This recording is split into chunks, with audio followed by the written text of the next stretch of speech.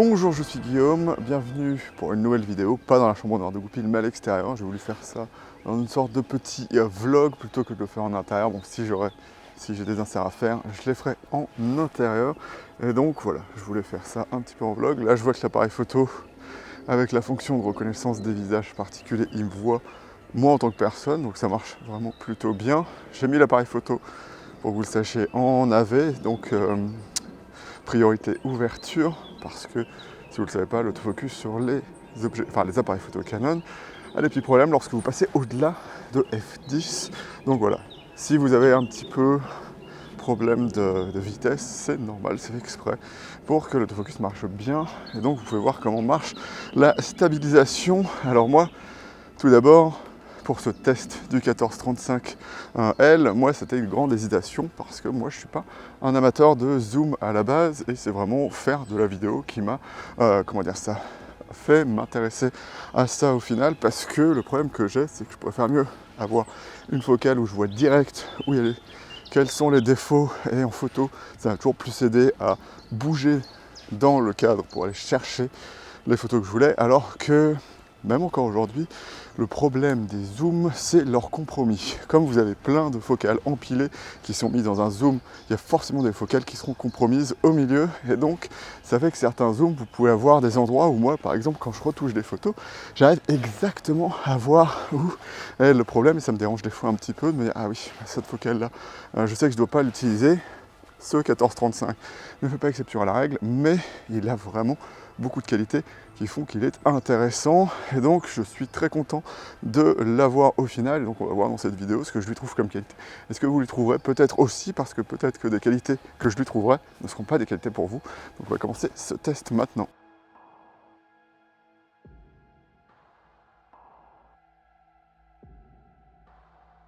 Mes tests d'optique se font en deux parties. Donc là, on va parler de la partie caractéristiques techniques. Certains chiffres, je vous les afficherai parce que je n'ai pas tout en tête, notamment la formule optique qui est assez compliquée, avec de nouveaux éléments qui sont sur les RF, qui apportent des qualités optiques assez intéressantes à l'appareil photo, qu'on verra dans la dernière partie, donc la deuxième partie, qui sera les qualités optiques de l'objectif. Mais on verra juste après qu'en termes de construction, ça fait quelque chose d'assez spécial sur cette optique. Et donc on a un diaphragme en 9 lamelles, donc je vous montrerai en même temps ce que ça donne pour les billes de bokeh, du moins en vidéo. En photo ça peut être un petit peu différent, mais voir si on voit les lamelles de diaphragme et à quel moment elles peuvent apparaître. Donc je vous montre ça juste ici.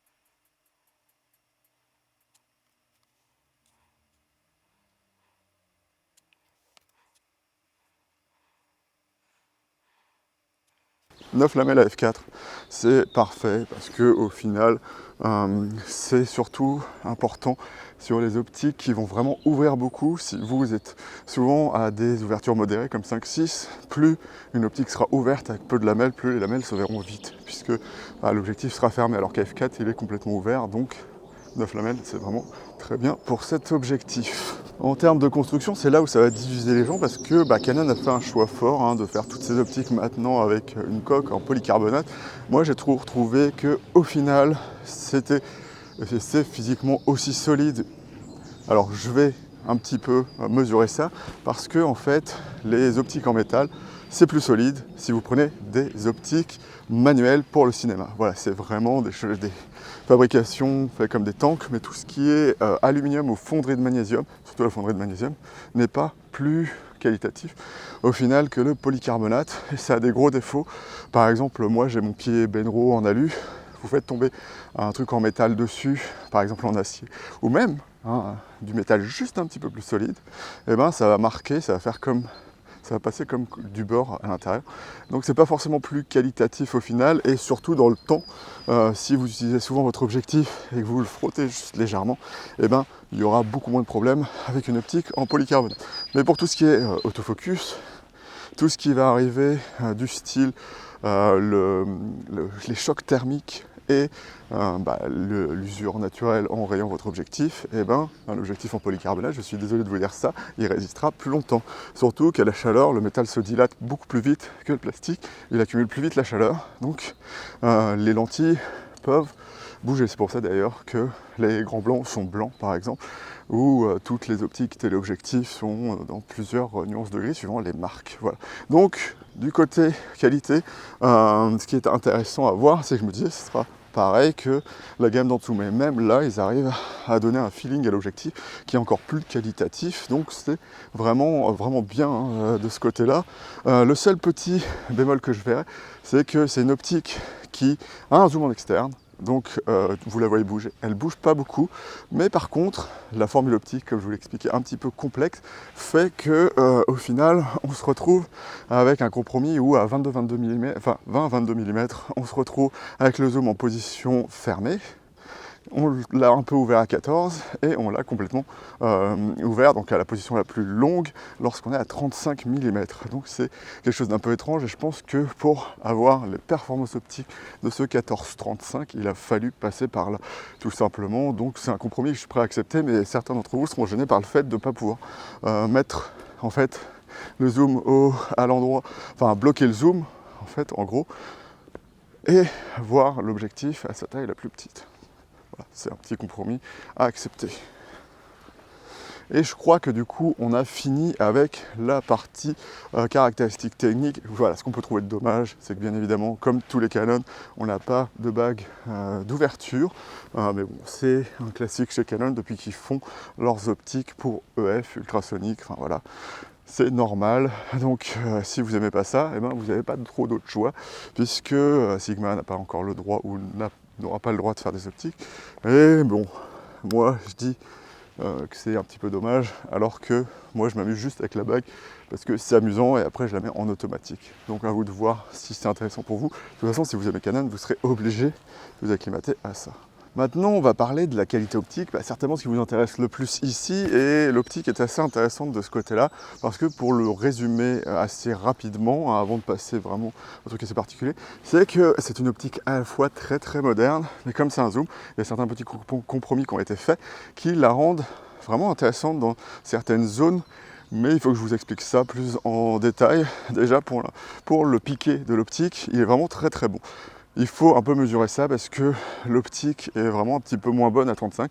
Donc en fait, elle sera optimale sur tout le champ d'environ 18 à 28 mm. Et après, ça commence à se dégrader à 35 avec, suivant les distances de mise au point, une optique qui peut être soit vraiment très très piquée, soit pas piquée. Par exemple, à la distance minimale de mise au point, le 35 mm, c'est la zone la plus faible de l'objectif.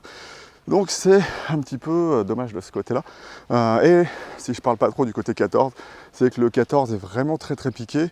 Il pourrait être pratiquement même la focale la plus piquée de l'objectif.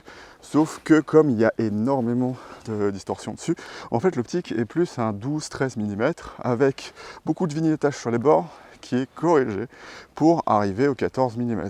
Mais comme vous le savez, lorsque vous corrigez une optique via Lightroom ou quoi que ce soit, avec des profils Canon, eh ben, vous perdez de la netteté sur les bords, puisqu'il va redresser et donc il va un petit peu manger le piqué de l'optique. Donc c'est pour ça que je ne peux pas affirmer que l'optique est vraiment très très bonne à 14 mm. Elle est moins bonne techniquement que les autres, parce que à partir de 18 jusqu'à 28, la distorsion est là, mais assez légère pour qu'on n'ait pas de problème avec le piqué. Donc côté piqué, l'optique est vraiment très très bonne. Il faudra juste faire attention qu'aux extrémités, on a un petit peu de compromis, mais avec un 14 mm qui est vraiment très très piqué et juste un peu moins sur les bords. En même temps, en voyant les exemples, voilà, si tu veux bien me mettre au point, ce serait assez cool.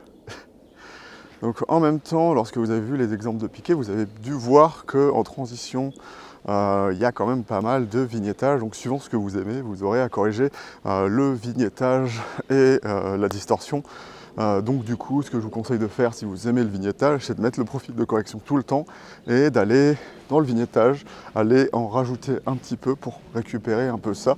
Ou si vous constatez que ça fait un petit peu mal à la qualité de l'image, eh ben, vous corrigez manuellement la distorsion si ça marche. Normalement avec le profil, il devrait être capable de vous faire quelque chose de correct. Et vous arrivez au résultat que vous voulez au final. Mais voilà, il y a quand même du vignettage, hein, c'est normal. C'est une optique mirrorless optimisée pour avoir une qualité d'image vraiment très très bonne, tout en ayant ce côté un peu compact. Donc vous le verrez certainement, ou vous l'aurez déjà vu certainement, parce que on peut corréler le vignettage avec la rondeur des billes de bokeh. Parce que par exemple les œils de chat se forment parce que la lumière se frotte aux côtés de l'objectif, donc il y a une certaine partie de la lumière qui ne passe pas. Et donc vos billes ne seront pas rondes du coup. Voilà. Et donc ce que vous pouvez voir sur l'œil de chat, c'est la forme du cercle optique de votre objectif. Passons à la partie la plus compliquée pour moi à expliquer sur les optiques en général, hein. C'est les aberrations chromatiques. Parce que en fait, lorsque j'ai voulu commencer à avoir un lexique sur les problèmes optiques, il se trouve que pour certaines aberrations chromatiques, il n'y a pas un vocabulaire attitré. Donc vous avez les franges chromatiques, ça c'est le standard, ici elles sont très très bien contrôlées. Il y en aura toujours à un moment, hein. Si vous avez une zone de fort contraste, vous en verrez automatiquement, mais c'est de manière générale très très bien contrôlé. L'optique est bien protégée de ça, donc voilà, il n'y a pas de problème. La formule optique est vraiment très très très très bonne de ce côté-là. Il n'y a pas de souci. Et il y a un phénomène, voilà, donc j'aime bien souvent parler dans les aberrations chromatiques, c'est cette espèce de, ce qu'on va appeler, de dilution de la lumière, donc à savoir le blanc qui va un peu se diffuser, comme un filtre de diffusion au final, qui va se diffuser dans le reste et donc enlever du contraste à la scène. Et donc c'est assez particulier en général et ça demande un petit peu d'explication. Là on l'a et en même temps on l'a pas. C'est assez étrange à dire, c'est que on va avoir cette espèce de filtre de diffusion où sur une certaine partie de la lumière ça va un peu manger d'autres parties, sauf que très légèrement. Donc ça donne cet effet un peu vintage, mais en même temps en gardant un contraste très très élevé. Peut-être un petit peu moins élevé que le 15-35, mais en ayant cette qualité moderne et à la fois ce petit défaut optique des optiques anciennes. Et c'est ça que je trouve vraiment assez génial avec cette optique, c'est que ça fait pas trop moderne, trop digital comme diraient certains, tout en ayant ces qualités que je retrouve sur des optiques modernes, à savoir du piqué, et c'est vraiment bien de ce côté-là. Après, vous pourrez vous dire, qu'est-ce qu'il a d'intéressant ? Bien évidemment, c'est le fait d'être un 14-35, donc c'est une bonne alternative au 15-35, bien que, étant une bonne alternative au 15-35, il est quand même assez cher, on le trouve vraiment 300 €, on va dire, plus cher que ce que serait un 16-35 f4 à un bon prix. Je dirais par exemple le Sony qui est très bien, entre guillemets, puisqu'il a des petits problèmes optiques, mais de manière générale il est petit et qualitatif. Là on se retrouve avec une optique qui est autour des 1829 €, ce qui pique un petit peu, ce qui vous fera longtemps hésiter à l'acheter. Et vous pourrez me demander, mais qu'est-ce qu'il va avoir de plus que d'autres optiques? Et bien la grosse qualité, en plus de ce que je vous ai déjà dit sur le 14-35, c'est qu'il va avoir ce côté pas de focus breathing. C'est assez exceptionnel pour une optique qui est 14-35 mm, pas de focus breathing. Alors il y en a légèrement sur certaines focales, mais c'est le minimum syndical et ça la rend bien meilleure que beaucoup d'autres optiques et c'est assez génial pour moi pour filmer avec. Ce sera une optique quasiment parfaite. Après voilà, vous pouvez parler des performances autofocus, c'est plus lié à l'appareil, hein. C'est testé sur le R3 ici et comment dire ça, la stab, s'il y a du wobbling, c'est pas l'optique, c'est encore une fois l'appareil photo. Donc je pense que sur par exemple un R8, ça sera vraiment très très bien et il n'y aura pas de wobbling au final avec cet appareil photo. Donc si vous vous méfiez de ça, ça sera pour moi un bon complément avec le R8. Le seul petit truc dommage, hein, il va pas avoir de focus breathing, mais par contre l'optique n'est pas parfocale. Voilà, c'est un petit peu dommage.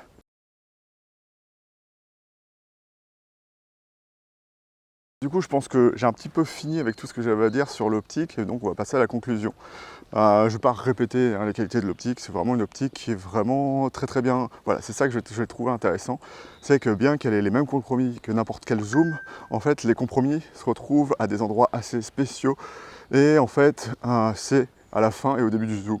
Donc vous savez directement à quel endroit vous aurez les qualités les moins bonnes, sachant que je pose un petit peu ma petite carte Joker. Le 14 mm est vraiment bon, c'est juste qu'il est un petit peu moins bon sur les bords que ce que peut donner les autres parties du zoom, juste parce qu'il y a la distorsion à corriger.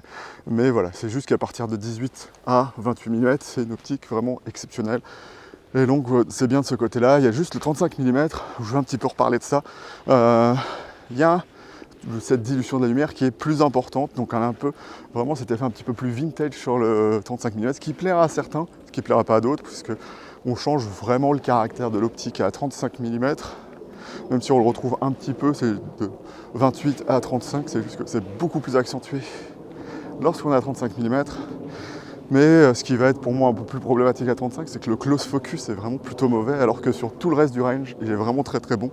C'est une optique qui est vraiment bien équilibrée, juste un petit peu moins à 35. Donc en fait, on voit qu'ils ont forcé un petit peu au chausse-pied le 35 mm, mais au moins on a cette focale qu'on n'aurait pas dans un 14-24.